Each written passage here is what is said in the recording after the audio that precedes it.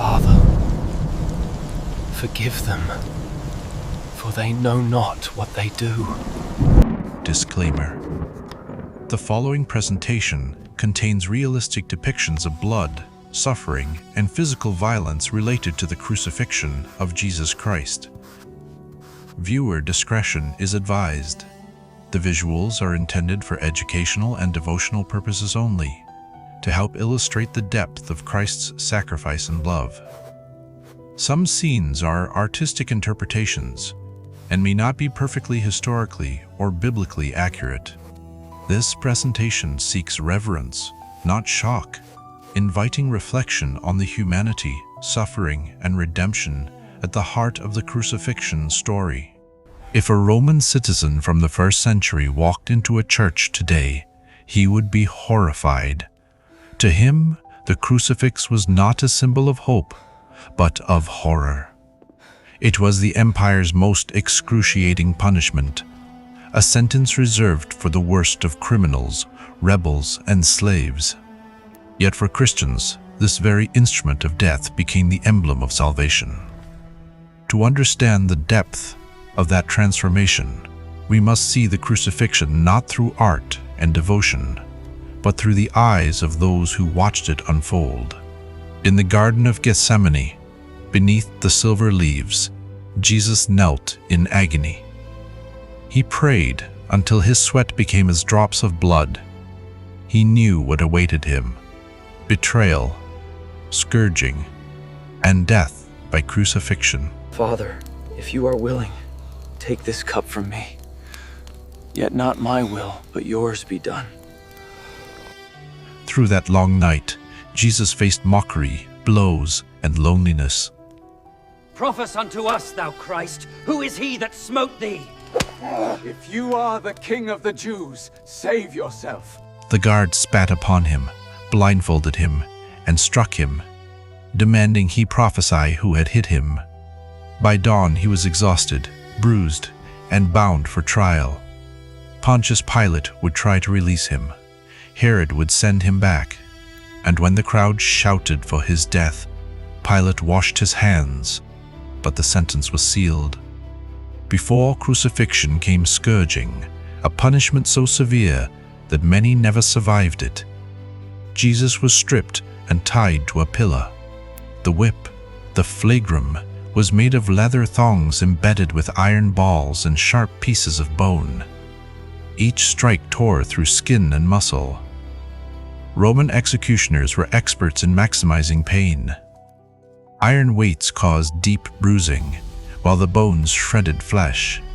Historians described victims whose backs were torn open to the bone, their ribs exposed.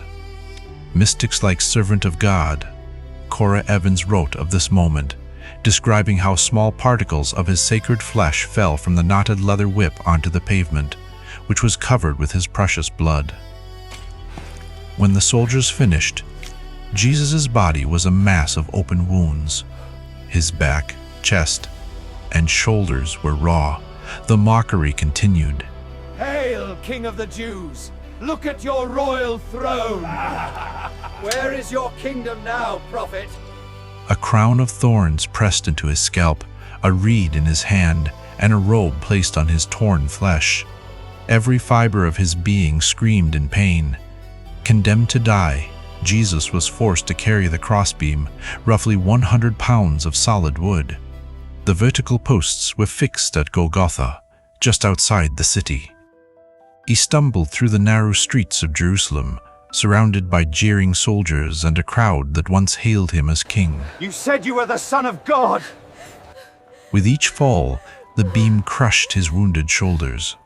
His hands, bound around the wood, could not break his fall. Move along, criminal! Faster! Look at him, he deserves this pain. Keep moving! Each time he rose, he bled anew. Finally, the soldiers compelled a bystander, Simon of Cyrene, to help carry the beam. Even in this brief mercy, humiliation and pain remained constant companions. At Calvary, the final torment began. Jesus was stripped again.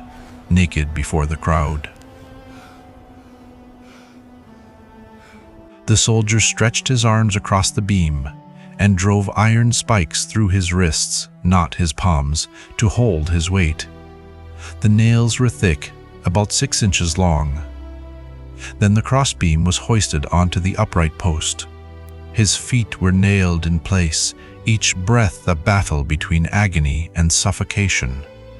To inhale, he had to push up on pierced feet. To exhale, he sank down, tearing the wounds in his wrists and back.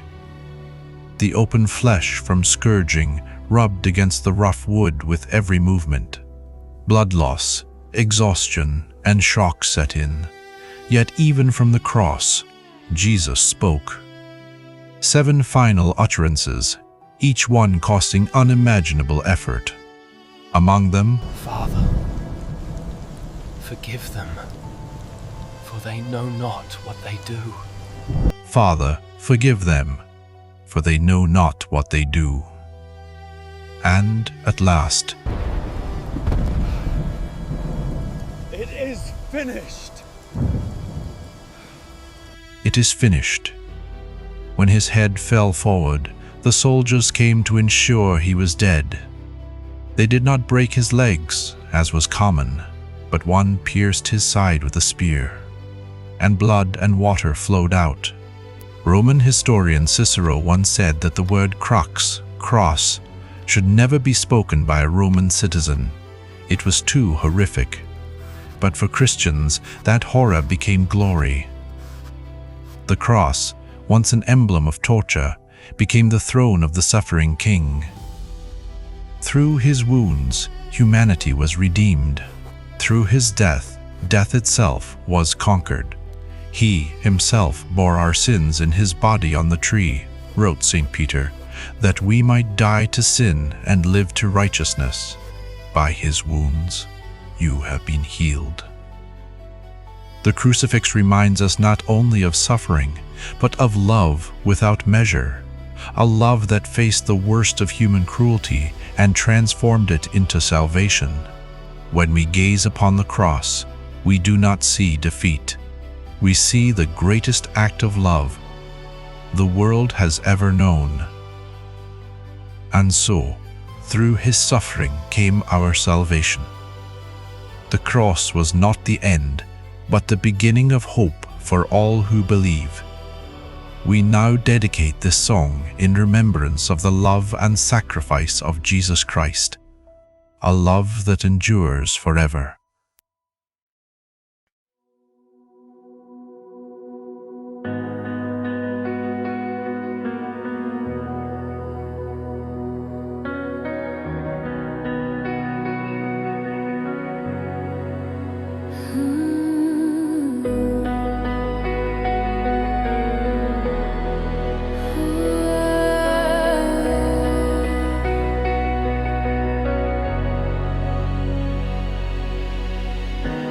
On that hill where mercy bled,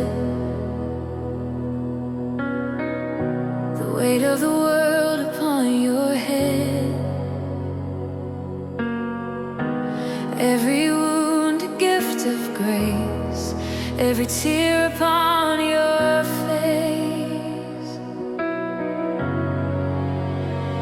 Now the cross no longer cries, it sings of love that never dies. This is the love that bore the cross, that found me when I was lost. Through every shadow, pain and cost, this is the love that bore the cross. When the stones were rolled away,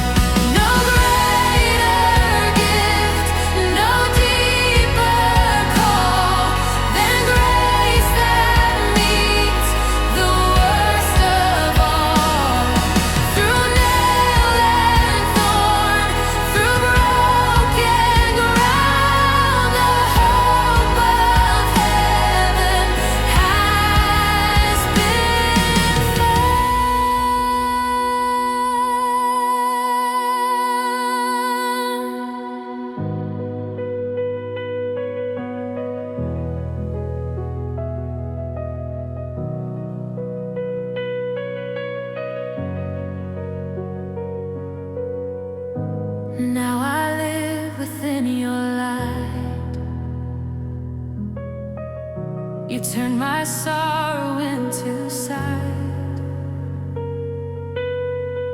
Your love remains, my soul recalls the peace that conquered all my foes.